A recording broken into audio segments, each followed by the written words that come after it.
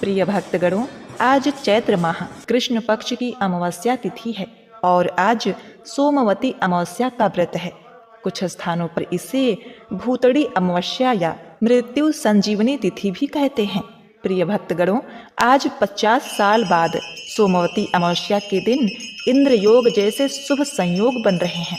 ऐसे में इस अमावस्या के दिन स्नान दान करने से अक्षय पुण्य फल की प्राप्ति होती है। इस व्रत को करने तथा व्रत कथा को सुनने मात्र से ही स्त्रियां अखंड सौभाग्यवती होती हैं। विवाहित स्त्रियां अपने पति तथा संतान की लंबी उम्र के लिए इस व्रत को बड़ी ही विधि विधान से करती हैं। इस व्रत के प्रभाव से पितृदोष समाप्त हो जाता है, साथ ही घर परिवार में सुख शांति समृद्धि और खुशहाली आती है। भगवान भोलेनाथ के साथ साथ माता पार्वती, भगवान विष्णु, श्री गणेश का भी आशीर्वाद मिलता है। तो आज मैं सुना रही हूँ अखंड सुहाग तथा धन पुत्र देने वाली सोमवती अमावस्या की बड़ी ही दुर्लभ संपूर्ण व्रत कथा, जिसे आप सभी भक्तगण बड़ी श्रद्धा तथा प्रसन्न चित मन से पूरा अवश्य सुनिएगा। इस व्रत कथा को सुने बिना सोमवती अमावस्या व्रत अधूरा माना जाता है। हे भोलेनाथ, हे विष्णु भगवान, गौरी गणेश भगवान, आप सभी को कोटि कोटि नमन। जो भक्तगण इस कथा को सुन रहे हैं, सुना रहे हैं और हुंकारा भर रहे हैं, उन्हें सुख समृद्धि, पुत्र तथा अखंड सौभाग्य देना। तो प्रेम से बोलिए शिव शंकर भगवान की जय। यदि आप व्रत हैं तो इस व्रत कथा को बड़े प्रसन्न चित मन से पूर्ण अवश्य सुनना चाहिए, जिससे आपको अखंड सौभाग्य और यश की प्राप्ति हो। तो प्रिय भक्तगणों, कमेंट में ओम नमः शिवाय लिखकर मन में शिव पार्वती जी का ध्यान करते हुए कथा का रसपान करें। एक समय की बात है, मृत्यु शैया पर लेटे हुए भीष्म पितामह के समीप जाकर उन्हें प्रणाम करके महाराज युधिष्ठिर ने बड़े दुखी होकर कहा, हे पितामह, युद्ध भूमि में पापी दुर्योधन ने हमारा कुल नाश कर दिया। हमारे इस पृथ्वी पर बालक और वृद्ध के सिवाय कोई राजा नहीं बचा। हमारी कुलवधु उत्तरा के गर्भ पर भी अश्वत्थामा ने अस्त्र से वार करके मेरे कुल दीपक का अंत कर दिया। अब अपने वंश में कोई पिंडदान देने वाला नहीं है। इस वंश में केवल हम 5 भाई ही शेष हैं। यह देखकर मुझे बड़ा ही दुख हो रहा है। मेरे दुख का कोई अंत नहीं है। मुझे बतलाइए कि अब मैं क्या करूं, कहाँ जाऊं। आप कोई उपाय मुझे शीघ्र ही बतलाइए, जिससे हमें चिरंजीवी संतान प्राप्त हो सके तथा स्त्रियों को विधवा होने का भय न रहे। भीष्म पितामह ने कहा, हे राजन सुनो, मैं सब व्रतों में उत्तम व्रत कहता हूँ, जिसे करने से चिरंजीवी संतान की प्राप्ति होती है तथा स्त्रियां अखंड सौभाग्यवती होती हैं। हे पार्थ, जिस सोमवार को अमावस्या हो उस दिन पीपल के तले जाकर जनार्दन की पूजा करें और पीपल की 108 बार परिक्रमा करें। हे राजन, यह महाव्रत अति शुभ फल देने वाला और विष्णु तथा भगवान शिव को प्रसन्न करने वाला है। अतः मृत्यु लोक में जिसने इस व्रत को किया वह कथा सुनो। अमरावतीपुरी में पराक्रमी राजा रत्नसेन राज करते थे। उन्हीं के राज्य में देवस्वामी नाम का एक ब्राह्मण रहता था। उस ब्राह्मण की अति सुंदर धनवती नाम की पत्नी थी। धनवती अपने नाम के अनुसार ही दूसरी लक्ष्मी के समान थी। उस पत्नी से देवस्वामी के 7 बड़े ही गुणी पुत्र एवं एक गुणवती नाम की एक कन्या हुई। उन 7 पुत्रों का विवाह हो गया था। गुणवती कन्या अपने अनुरूप पति चाहती थी। इसी बीच एक ब्राह्मण एक दिन उसके घर भिक्षा लेने के लिए आया। वह अपने ब्रह्म तेज से मूर्तिमान अग्नि के समान तेजस्वी था। उस भिक्षुक ब्राह्मण ने द्वार पर आकर आशीर्वाद प्रदान किया। उसकी मधुर वाणी सुनकर देवस्वामी के 7 पुत्र वधुएं बड़े प्रसन्न भाव से अलग अलग भिक्षा लेकर आईं और उन्होंने पृथक पृथक भिक्षा उस ब्राह्मण को दिया। भिक्षा के बदले उस भिक्षुक ने उन स्त्रियों को सदा सौभाग्यवती भव यह कहकर आशीर्वाद दिया। अब धनवती अपनी कन्या गुणवती को भी भिक्षा देने के लिए भेजी। गुणवती ने आकर उस साधु को भिक्षा दिया तो उस साधु ने गुणवती को आशीर्वाद देते हुए कहा, हे शुभे, तुम धनवती हो। आशीर्वाद सुनकर गुणवती अपने माता के पास गई और कहा, माताजी, भिक्षुक ने मुझे धनवती होने का आशीर्वाद दिया है। इस पर गुणवती की माता अपनी पुत्री गुणवती को साथ लेकर उस भिक्षुक उस साधु के पास गई और गुणवती से उस भिक्षुक को फिर से प्रणाम करवाया। भिक्षुक ने फिर गुणवती को यही आशीर्वाद दिया जो पहले दिया था। तब उसकी माता धनवती बड़े ही चिंतित होकर बोली, हे भगवान, हे ब्राह्मण देव, कि आपने मेरे पुत्र वधुओं को सदा सौभाग्यवती रहने का वरदान दिया तथा मेरी गुणवती कन्या को आपने विपरीत वरदान क्यों दिया? आपने इसे सदा सौभाग्यवती होने का वरदान क्यों नहीं दिया? इसका क्या कारण है? आप मुझे बताइए, मुझको बड़ा ही संदेह हो रहा है। तब भिक्षुक ने कहा, हे धनवती, तुम धन्य हो और जगत में विख्यात चरित्रवती हो। देखो, गुणवती को मैंने जो आशीर्वाद दिया है सो उसके योग्य है, क्योंकि तेरी कन्या का विवाह होते ही वह वैधव्य को प्राप्त होगी, यह विधवा हो जाएगी। इससे इसको सदा धर्माचरण करना पड़ेगा। इसी से मैंने इसे यही वरदान दिया है। यह कथन सुनकर धनवती को बड़ा ही चिंता हुई।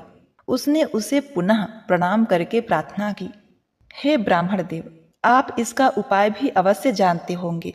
सो दयानिधि, मुझे दया करके कोई उपाय बताइए। मैं अपने पुत्री को विधवा होते हुए नहीं देख सकती। आप कोई ऐसा महा उपाय बताइए जिसको करने से मेरी पुत्री वैधव्य दोष से दूर हो जाए। तब भिक्षुक ब्राह्मण ने कहा, जब कभी तेरे घर में सोमा आवे तब तुम्हें उस सोमा का विधि पूर्वक पूजन करने से ही तुम्हारे इस पुत्री का वैधव्य दोष दूर हो जाएगा।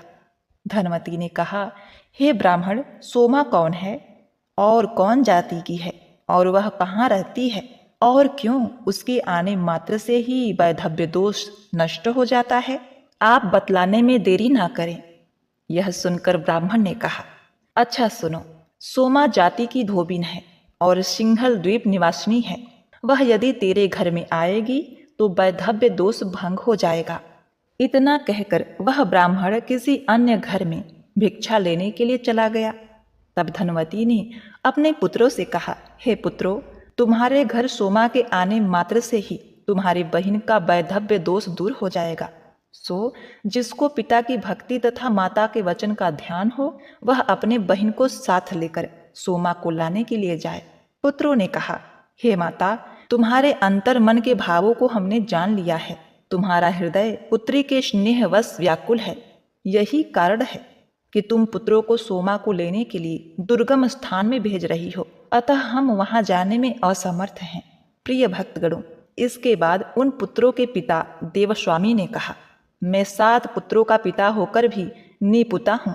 अच्छा, कोई मत जाओ, मैं स्वयं सिंघल द्वीप जाऊंगा और पुत्री का वैधव्य नाश करने के लिए सोमा को जैसे बनेगा लाऊंगा। क्रोधित पिता देवस्वामी के वचन सुनकर उस समय शिवस्वामी नाम के सबसे छोटे पुत्र ने कहा, पिताजी, आप इस तरह कुपित मत हो और ऐसा वचन न कहें। भला मेरे रहते सिंघल द्वीप जाने में कौन समर्थ हो सकता है? सो आप क्रोध त्याग दें। मैं ही गुणवती बहन को साथ लेकर सिंघल द्वीप जाऊंगा।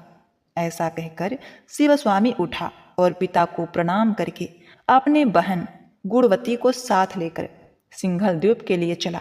वह बहुत दिनों में जाकर समुद्र के तीर पहुंचा और समुद्र पार करने के लिए शिवस्वामी ने बहुत प्रयत्न किया। शिवस्वामी ने उसके समीप में ही एक बड़ा भारी वृक्ष देखा। उस वृक्ष के कोटर में गिद्ध के बच्चे रहते थे। उसके नीचे बैठकर शिवस्वामी और गुणवती ने वह दिन बिता दिया। उसी समय वह गिद्ध बच्चों के लिए चारा लेकर आया और उन बच्चों को खिलाने लगा। उस दिन गिद्ध के बच्चों ने चारा नहीं खाया। तब चिंता युक्त होकर उस गिद्ध की माँ ने अपने पुत्रों से कहा, पुत्रों, तुम भूखे होकर भी आज चारा क्यों नहीं चुग रहे हो?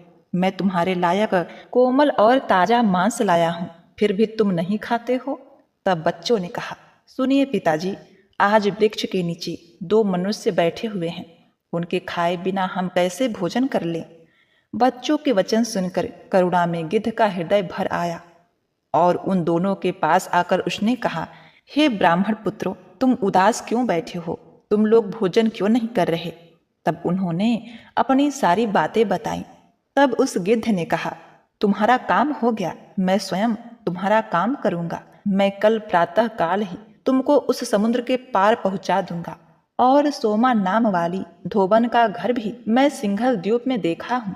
अब रात्रि के बीतने और सूर्य के उदय होने पर उस बेगवान गिद्धराज ने शिवस्वामी तथा गुणवती को अपने पीठ पर बैठाकर समुद्र के पार ले जाकर पहुंचा दिया। वे दोनों सिंघल द्वीप में जाकर सोमा धोबन के घर के समीप ही टिक गए। तब से वे दोनों नित्य प्रति प्रातः काल के समय सोमा के आंगन को झाड़ बुहार कर लिपने लगे। इस प्रकार प्रतिदिन बुहारी लगाते और लिपते पोतते। ऐसे ही 1 वर्ष बीत गया। एक दिन सोमा ने अपने पतोहू तथा पुत्रों को बुलाकर पूछा, यहाँ आंगन में बुहारी कौन दे जाता है और कौन लीप जाता है, यह मुझको बताओ। तब वे बोले, हमने तो कभी भी झाड़ू नहीं लगाया, कभी भी नहीं लीपा है। यह सुनकर सोमा को बड़ा ही आश्चर्य हुआ। इस बात को जानने के लिए एक दिन सोमा ने प्रातः काल के समय ब्राह्मण की पुत्री को आंगन में झाड़ू लगाते हुए देखा और उसी दिन उसके भाई को आंगन में गोबर से लीपते हुए देखा। तब सोमा धोबन ने तुरंत ही गुणवती का हाथ पकड़ लिया और पूछा, तुम कौन हो? क्यों नित्य प्रति आकर हमारे घर में झाड़ू बुहारू करती हो, हमारी चाकरी करती हो? उन्होंने उत्तर दिया कि हम दोनों ब्राह्मण हैं। तब सोमा ने कहा, हाय हाय, तुमने मुझे भस्म कर दिया। तुम दोनों ब्राह्मण होकर भी मेरे घर में झाड़ू लगाते और लिपते हो। हाय, मैं इस पाप से कौन सी गति पाऊंगी? तुम ब्राह्मण होकर मेरे घर में झाड़ू लगाते हो, यह नीति विरुद्ध काम तुम क्यों करते हो? शिवस्वामी ने कहा, यह मेरी गुणवती नाम की अभागन बहन है। इसके भाग में लिखा है कि इसके फेरे पड़ते ही यह विधवा हो जाएगी और आप जब हमारे साथ हमारे घर जाएंगी और अपनी मांग का सिंदूर हमारी बहन के मांग में लगाएंगी तथा अपना पूजन करवाएंगी, तब हमारी बहन का वैधव्य दोष नष्ट हो जाएगा। इसीलिए मैं अपनी बहन को लेकर तुम्हारी सेवा किया करता हूँ। सोमा ने कहा, बस अब तुम आज से यह काम मत करो। तुम्हारी आज्ञा से जहाँ तुम कहोगे वहाँ मैं चलूंगी, तुम्हारी आज्ञा पालन करूंगी। ऐसा कह घर में जाकर सती सोमा ने पतोहू से कहा, मैं यहाँ से इनके साथ जा रही हूँ। आज से यदि मेरे घर का कोई भी सदस्य मरे तो तुम उसके शरीर की रक्षा करना। जब तक मैं न आऊं तब तक किसी के कहने से भी अग्नि में नहीं जलाना। उसकी पुत्र वधुओं ने अपनी सास की बात को सुनकर हामी भर दी और सोमा वहां से चलकर महासागर के पास आई और उसने क्षण भर में उन दोनों को समुद्र के पार पहुंचा दिया। तदवंतर वह स्वयं आकाश मार्ग से उड़कर क्षण भर में ही समुद्र को पार कर गई। तब वे तीनों अपने नगर अमरावतीपुरी में आ गए। धनवती ने सोमा को आया हुआ देखकर प्रसन्न मन से उसकी पूजा की। इसी बीच में शिवस्वामी भी देशांतर से अपने बहन के वर पाने की इच्छा से उज्जैनी नामक नगरी में चला गया। वहां से एक ब्राह्मण के पुत्र रुद्र शर्मा को, जो कि बड़ा ही गुणी था, उसे अपनी बहन गुणवती के वर के हेतु लाया। तब उस सोमा धोबन के समक्ष गुणवती का रुद्र शर्मा के साथ विवाह होने लगा और विवाह मंत्रों से अग्नि में हवन किया जाने लगा। जैसे ही 7वां फेरा पड़ने वाला था, वैसे ही गुणवती का पति रुद्र शर्मा मर गया। यह दशा देखकर घर के सभी लोग रोने लगे और उन लोगों के रुदन से बड़ा ही कोलाहल मच गया। तत्काल सोमा धोबन ने गुणवती के लिए अपने द्वारा किए गए सोमवती व्रत के सभी पुण्य फलों को संकल्प लेकर उन्हें दे दिया। उस व्रत राज के प्रभाव से रुद्र शर्मा तुरंत ही जीवित हो उठा। इस प्रकार सोमा धोबिन ने उस विवाह कार्य को समाप्त कर तथा व्रत का उपदेश देकर उसने धनवती से आज्ञा मांगी। इस प्रकार सोना धोबिन मरे हुए उस ब्राह्मण को जिलाकर बहुत ही प्रसन्नता पूर्वक अपने घर को लौट गई। इसी बीच सोमा के घर में पहले तो उसके पुत्र मरे, बाद में उसका पति भी मर गया और उसके पश्चात उसका दामाद भी स्वर्ग सिधार गया। सोमा के आने के बाद ही सोमवार युक्त अमावस्या तिथि आ पहुंची, जो मृत संजीवनी तिथि कहलाती है। इसी समय सोमा ने कहीं जल के समीप एक वृद्ध स्त्री को देखा। जो वृद्ध स्त्री रुई के बोझ से दबी जा रही थी और बड़ी दुखी होकर बुरी तरह से रो रही थी। उस वृद्ध ने सोमा को देखकर कहा, बेटी, मेरे सिर पर से रुई का भार उतार दो। मैं इसके बोझ से दबी जा रही हूँ और इसी से रोती हूँ। सोमा ने कहा, हे बूढ़ी माँ, आज तो अमावस्या तिथि है, दूसरे सोमवार भी है, इसीलिए आज के दिन मैं रुई नहीं उठाऊंगी। मेरा आज के दिन का नियम है। अब उसी जगह एक मूली का बोझ लिए जाती हुई अन्य स्त्री को भी सोमा ने देखा। सोमा को देखकर वह मूली वाली ने भी कहा, मैं इसके बोझ से दबी जा रही हूँ, तुम मेरा बोझ उतार दो और तनिक देर मेरे पास खड़ी हो जाओ, मैं भी तुम्हारे संग चलूंगी। सोमा ने कहा, क्या तुमको नहीं मालूम कि आज सोमवती अमावस्या का दिन है? सो मैं आज के दिन मूली और तुल का कभी स्पर्श नहीं करती हूँ। इसके बाद पीपल के वृक्ष के नीचे पहुंचकर सोमा ने नदी में स्नान करके हाथ में शर्करा लेकर भगवान विष्णु का पूजन किया। भगवान भोलेनाथ का मन ही मन ध्यान किया। तब उस बड़ी भागिनी ने 108 बार पीपल वृक्ष की प्रदक्षिणा की। जब उसने शर्करा हाथ में लेकर 108 बार प्रदक्षिणा की, तभी उसके जामाता, पति तथा पुत्र सब जीवित हो उठे और वह नगर शोभा से पूर्ण हो गया और उसका घर भी धन धान से भर गया। तब सोमा अपने घर को आई। उसने जब अपने दामाद, पुत्रों तथा अपने पति को जीवित देखा, तब भगवान भोलेनाथ तथा भगवान विष्णु को बारंबार उसने नमस्कार किया। इसके बाद सब पुत्र वधुओं ने आकर उस तपस्विनी को प्रणाम किया और उससे पूछने लगी, हे माता जी, हे देवी, आपके पति, जामाता, बांधव मर गए थे, तब वे कैसे और किस तरह जी गए, यह हमें बताइए। सोमा बोली, मैंने गुणवती को व्रतराज का पुण्य अर्पण कर दिया था। उस महापुण्य दान से ही इनकी आयु समाप्त हो गई, इसी से ये सब मर गए थे। फिर मैंने रुई और मूली का जो स्पर्श नहीं किया, और हे पुत्र वधुओं, जो पीपल में विष्णु का पूजन करके शर्करा को हाथ में लेकर 108 बार प्रदक्षिणा की, इस पुण्य के प्रभाव से पति, जामाता तथा पुत्र भी जीवित हो गए। अब से तुम सब भी इस सोमवती अमावस्या का व्रत बड़े ही विधि विधान से करना।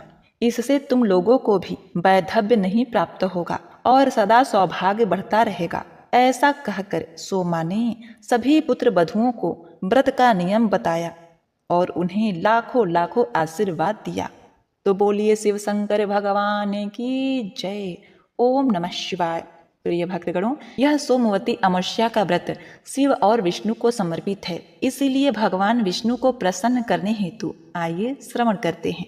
सभी दुख, दारिद्र तथा सुख समृद्धि देने वाली भगवान विष्णु को प्रिय यह दुर्लभ कथा, इसे सुनने के बाद ही व्रत कथा पुण्य मानी जाती है। नारद जी ने एक बार भोलेनाथ की स्तुति करके पूछा, प्रभु, आपको प्रसन्न करने के लिए सबसे उत्तम और सुलभ साधन क्या है? हे त्रिलोकीनाथ, आप तो निर्विकार और निष्काम हैं, आप सहज ही प्रसन्न हो जाते हैं। फिर भी मेरी जानने की इच्छा है कि आपको क्या प्रिय है। शिव जी बोले, नारद जी, वैसे तो मुझे भक्त के भाव सबसे प्रिय हैं, फिर भी आपने पूछा है तो बताता हूँ। मुझे जल के साथ बिल्व पत्र बहुत ही प्रिय है। जो अखंड और बिल्व पत्र मुझे श्रद्धा से अर्पित करते हैं, मैं उन्हें अपने लोक में स्थान देता हूँ। प्रिय भक्तों, उसी समय नारद जी भगवान शंकर और माता पार्वती की वंदना करके अपने लोक को चले गए। उनके जाने के पश्चात पार्वती जी ने शिव जी से पूछा, हे प्रभु, मेरी यह जानने की बड़ी ही उत्कृष्ट इच्छा हो रही है कि आपको बेलपत्र इतने प्रिय क्यों हैं प्रभु? कृपा करके मेरी जिज्ञासा शांत करें।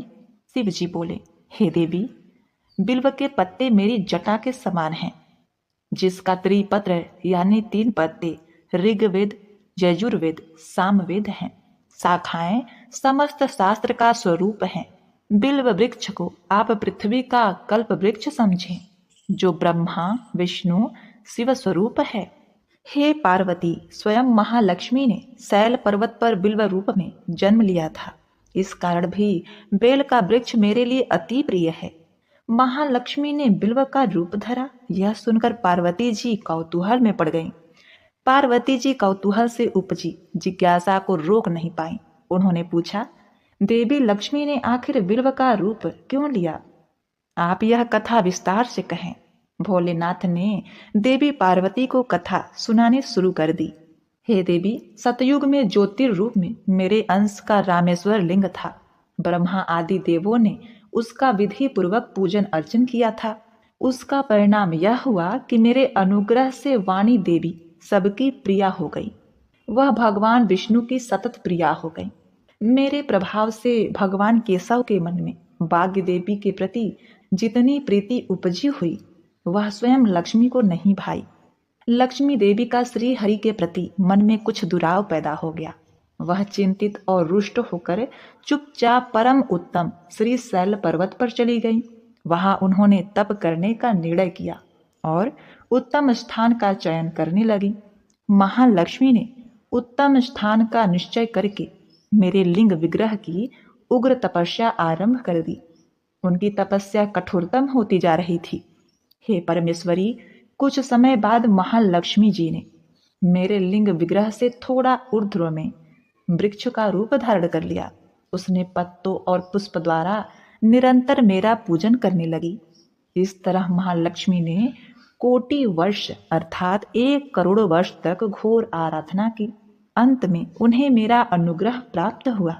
मैं वहां प्रकट हुआ और देवी से इस घोर तप की आकांक्षा पूछकर वरदान देने को तैयार हुआ।